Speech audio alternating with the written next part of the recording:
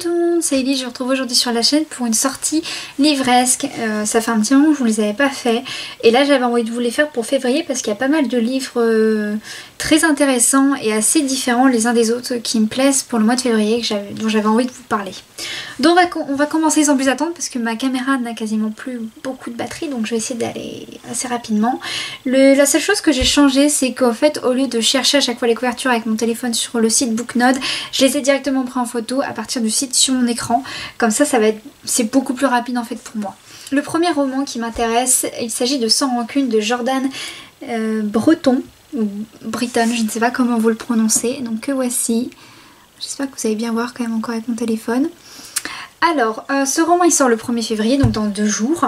Sans rancune nous raconte l'histoire donc de Owen et son ami d'enfance Fahir, qui sont un duo d'assassins, qui ont été, vous savez, entraînés par un homme hyper avide qui les a recueillis quand ils étaient orphelins, quand ils étaient encore enfants, et il les a utilisés sans scrupule. Et maintenant qu'ils sont grands, ils ont envie de faire ce qu'ils veulent, sauf que alors qu'ils étaient à l'abri du besoin, on leur donne une mission, c'est de tuer le seigneur le plus puissant de l'Empire et de kidnapper sa fille Lena. Lena, ça va être aussi notre héroïne qui en fait évolue dans un monde donc qui est plutôt aisé, comme elle est la fille d'un grand seigneur, sauf que ça l'a jamais mis ça l'a jamais mis à l'abri des pires horreurs en fait du pays. Elle sait qu'il y a des choses qui se trament, que voilà, elle connaît la misère, elle connaît tout ce qui subissent, je pense, les habitants, et elle va avoir affaire à des monstres les plus ignobles les uns que les autres, mais c'est pas souvent ceux qui ont l'air plus monstrueux qui le sont vraiment. Je sais pas si ça fait du sens pour vous, mais en tout cas ce roman me plaît bien, même si c'est un peu de la fantasy. Je pense qu'il pourrait me plaire parce que c'est quand même de la dark fantasy et un peu de romance, et voilà, l'histoire me plaît plutôt bien, donc j'ai vraiment envie de le découvrir celui-ci. Le second roman qui me plaît pour le mois de février, il s'agit de Diaboliquement Vôtre de Casey Bateman plutôt. Et là on est typiquement, vous savez, sur les romances victoriennes qui me plaisent beaucoup. Donc on suit, comment elle s'appelle, Cara di Montessori, qui est pourchassée et qui n'a pas d'autre choix que de réclamer la protection d'un ami de son défunt père. Et sauf que voilà, cet ami en question, c'est pas le meilleur des gentilshommes, tout ça, donc elle s'est un peu jetée dans la gueule du loup. Et ça va être toutes leurs aventures qu'on va suivre à travers ce roman. Et j'aime bien quand, vous savez, quand une romance commence comme ça, où en fait la femme et l'homme s'aiment pas trop, ils peuvent vraiment pas se voir en couleur et au final ils tombent amoureux, ça j'adore. Le troisième roman qui m'intéresse, il s'agit de Dangerous Men, le tome 1, Sans pitié de Debra Anastasia. Donc le voici. Et lui c'est typiquement le genre de romance que j'ai pas l'habitude de lire, parce que je sais pas si on peut dire que ça fait partie de la chick lit, parce que c'est une romance sans fantastique dedans. C'est vraiment quelque chose, ça se passe en fait dans la vie quotidienne. Et donc l'histoire, ça raconte d'un jeune homme qui étant enfant a été battu par son père et tout ça, et une fois qu'il a grandi, il a été entraîné pour assassiner des gens. Il est capable de tuer, il a vraiment très bien appris ça, c'est quelque chose pour lequel il est doué. Et sauf que la femme qu'il protège sans qu'elle le sache, Becca, est en danger parce que son père veut la retrouver, parce que c'est à cause d'elle en fait que son père a tout perdu du jour au lendemain, et en fait elle est venue en aide à ce garçon, et il va tout faire évidemment pour sauver cette jeune femme. Et on verra bien si ce monstre, il se désigne en tant que monstre lui-même, s'il est capable ou pas de la sauver des griffes de son père. Que j'ai beaucoup aimé dans la couverture et aussi dans la quatrième, mais je vais pas vous la lire, je la vous la lis jamais mot pour mot, mais sur la couverture il y a marqué « Je suis le seul monstre capable de la protéger ». Ce qui m'a surtout intriguée, c'est la façon dont le héros se perçoit lui-même, parce qu'il a l'impression d'être lui-même un monstre alors qu'il a été élevé par un monstre. Et j'aime bien ce côté-là où il doit affronter un autre monstre tout comme lui pour protéger sa bien-aimée. Ça m'a pas mal plu. Du coup on verra bien s'il va me plaire ou non. Le quatrième roman qui me plaît énormément et dont j'attends la sortie avec impatience, il s'agit du tome 8 de Kate Daniel, Changement magique de Ilona Andrew. Encore une fois, j'adore les couvertures d'Infinity et elles sont juste magnifiques. Je m'étais arrêtée, je crois, au tome 7. Non, j'ai pas lu le tome 7 justement, faut que je l'achète celui-ci. J'ai lu jusqu'au tome 6, les Kate Daniel. C'est pour ça aussi que je vous lis pas le résumé en fait de ce roman, parce que j'ai envie de me faire la surprise, je l'ai vraiment pas regardé en plus. Mais voilà, ça c'est une des sorties que j'attends avec beaucoup d'impatience. Et il sort le 12 février. Je vous avais déjà mentionné la sortie du tome 1 dans une précédente vidéo sortie livresque. Il s'agit de Grim Lovelies, le tome 2 Midnight Beauties de Megan Shepherd. Donc le tome 2 sort le 12 février également. Et ça me plaît toujours autant parce qu'on reprend, vous savez, du coup toute une ambiance de contes de Grimm, de magie, de fantastique, de secrets, tout ça, de sorciers, enfin vraiment tout un univers très magique qu'on peut retrouver dans les contes de Grimm ou les contes de Perrault. Et du coup c'est pour ça que c'est une saga qui m'intéresse à découvrir, et en plus apparemment c'est le final en fait de cette duologie. Donc c'est cool parce que du coup il y aura que 2 tomes à lire. Un autre roman qui m'intéresse beaucoup qui va sortir le 13 février, c'est vraiment un style de roman que je ne lis quasiment jamais. Il s'agit de Wilder Girl de Rory Power. Je suis sûre que j'ai très mal prononcé le titre. J'adore la couverture, vraiment je trouve qu'elle est assez particulière. Et en fait ça raconte l'histoire de 3 jeunes filles qui vivent dans une île un peu reculée. Et cette île est touchée par la fox. Ça. Non pardon, la tox, qui est une sorte de bactérie qui va en fait tuer tout le monde un par un. Ça va commencer par les enseignants, puis par les pensionnaires, et ils sont que 3 à y avoir survécu, et ils sont toutes seules dans ce pensionnat, sur cette île qui est cernée par des bêtes qui ont muté à cause de ce virus, et ils vont devoir se serrer les coudes, et j'en sais pas plus.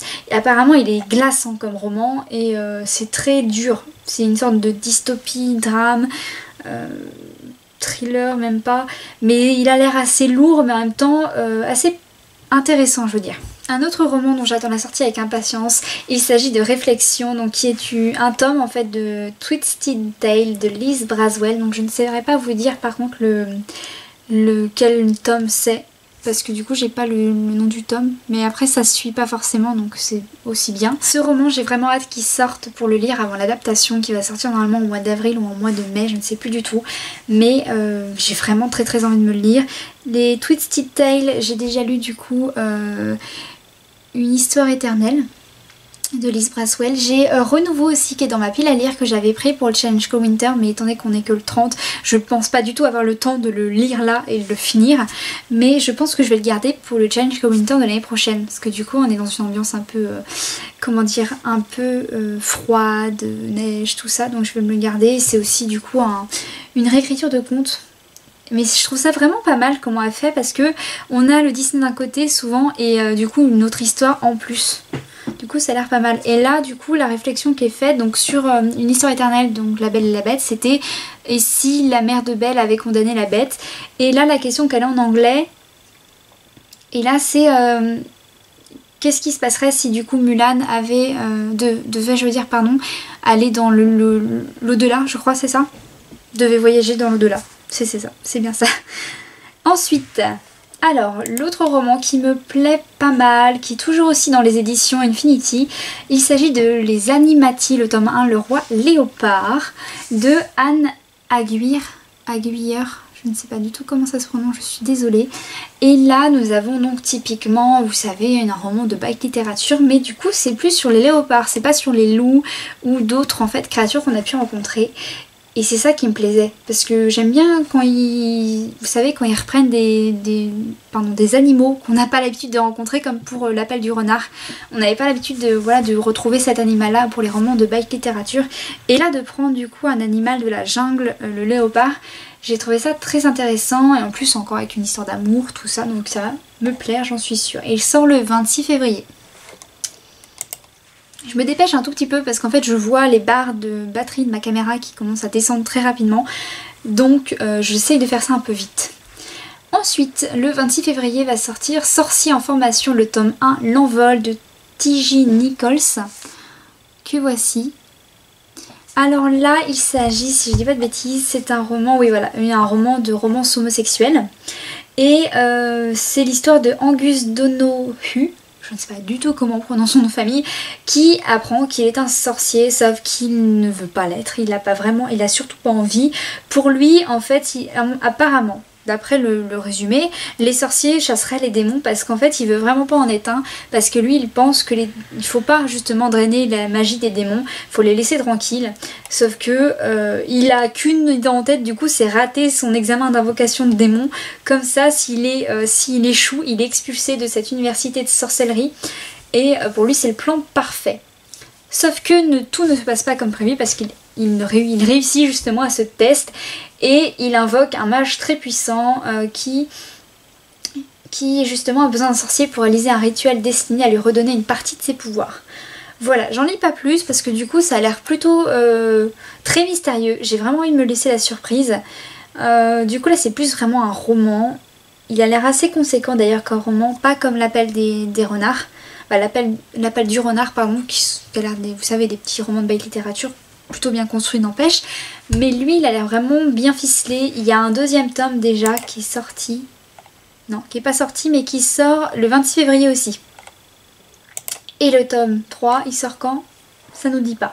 Mais il y a déjà 3 tomes, je ne sais pas si la saga est finie, mais voilà, il y a déjà 3 tomes qui sont sortis, 2 qui vont sortir au mois de février. Donc cette saga-là, elle pourrait être vraiment pas mal. Toujours dans les romances homosexuelles, j'ai la sortie, j'ai vu qu'il y avait un manga que j'avais déjà lu en ligne. Vous savez, j'avais commencé cette opération-là au lycée, début lycée, de me lire des mangas, des scans de mangas en ligne en anglais, et ce qui m'a fait monter mon niveau à un point, vous n'avez même pas idée. Et j'avais lu ce roman-là, donc qui est un yaoi, comme on dit, donc une romance homosexuelle. Et il s'agit de Therapy Game de Hinohara Meguro, si je prononce bien la japonaise. Donc voici, et c'est pas une préquelle, non je sais pas comment on dit, mais en fait c'est une sorte de spin-off parce qu'il y a déjà une histoire avec le petit frère de cet homme-là et le grand frère de cet homme-là. Voilà. Et dans l'histoire de base, je crois que c'est Allergie.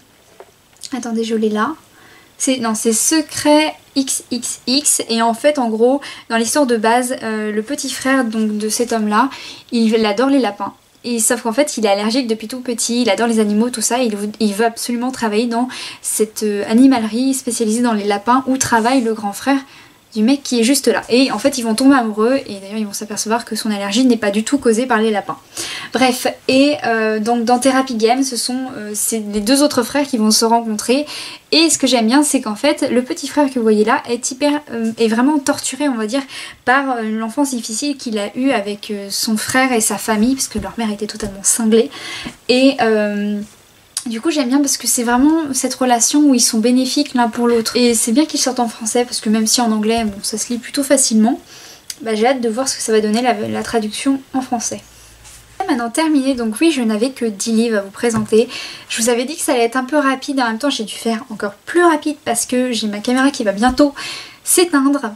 Alors, donc cette vidéo vous l'aurez demain, vendredi. J'ai vraiment hésité à vous la filmer parce qu'en ce moment je suis pas bien, je sens que je suis en train de couver un rhume. J'espère vraiment que c'est pas le virus qui traîne en ce moment parce que sinon je suis vraiment dans la mouise.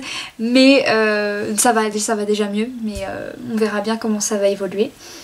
Et donc du coup vous l'avez demain, parce que c'est vrai que en ce moment je vous sors vraiment que des vlogs. J'ai un update lecture aussi à vous tourner parce que j'ai eu une motivation de lecture. Un soir j'ai fini 2 tomes donc ça me complétait en fait les 4 qu'il me fallait pour vous tourner ma vidéo.